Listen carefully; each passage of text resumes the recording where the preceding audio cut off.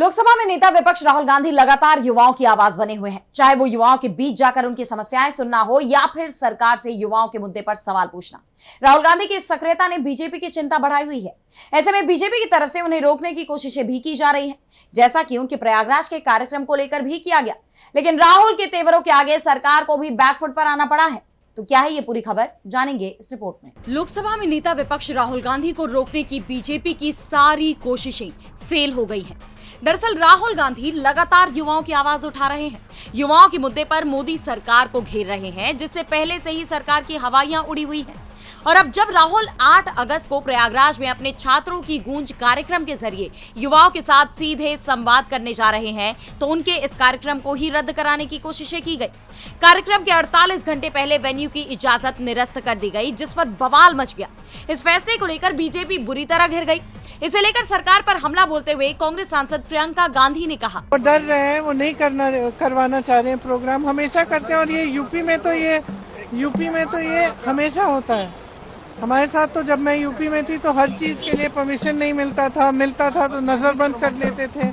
तो ये तो उनका तरीका है। प्रियंका समेत तमाम नेताओं ने सरकार पर निशाना साधा। उनका कहना था कि बीजेपी इसलिए घबराई हुई है क्योंकि राहुल गांधी इस कार्यक्रम के जरिए लगातार छात्रों के मुद्दे उठा रहे हैं। लेकिन राहुल ने ये भी साफ कर दिया कि सरकार उन्हें युवाओं से बातचीत करने से नहीं रोक सकती, और उन्होंने तुरंत ही इसकी एक झलक भी पेश कर दी। सोशल मीडिया के जरिए युवाओं से संवाद किया, इंस्टाग्राम पर उनके सवालों के जवाब दिए। इस दौरान राहुल ने पीएम मोदी को पैनिक्ड पीएम भी करार दिया। तो राहुल गांधी ने साफ कर दिया कि अब उन्हें रोकना मोदी सरकार के लिए नामुमकिन है। जिसके बाद खबर ये भी आई कि राहुल के प्रयागराज में कार्यक्रम के लिए उसी वेन्यू की इजाजत दोबारा दे दी गई है। अब 8 अगस्त को केपी ग्राउंड में ही राहुल गांधी युवाओं से संवाद करेंगे।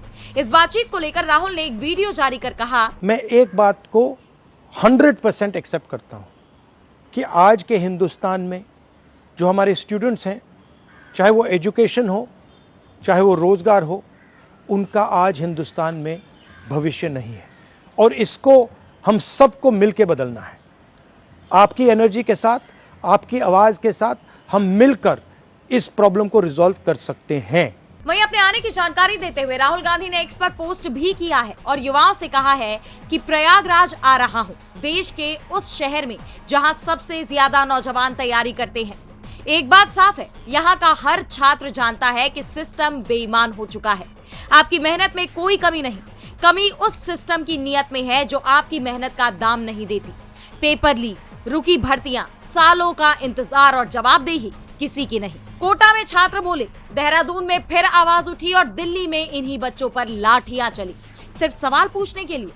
आखिर में एक मंत्री को जाना पड़ा। ये सरकार झुकती है, बस आवाज एक साथ उठनी चाहिए। कल प्रयागराज में यही बात करने आ रहा हूं, आप भी आइए। 8 अगस्त शाम 5 बजे केपी ग्राउंड प्रयागराज। तो राहुल ने यहां साफ कर दिया है कि वो प्रयागराज में युवाओं के मुद्दों पर बात करेंगे और जिस तरह की प्रतिक्रिया उनके इस कार्यक्रम को मिल रही है, उससे साफ है कि इस बार भी छात्रों की गूंज हुंकार की तरह सुनाई देगी। यही वजह है कि बीजेपी की धड़कनें भी बढ़ी हुई हैं। डीबी लाइव की रिपोर्ट।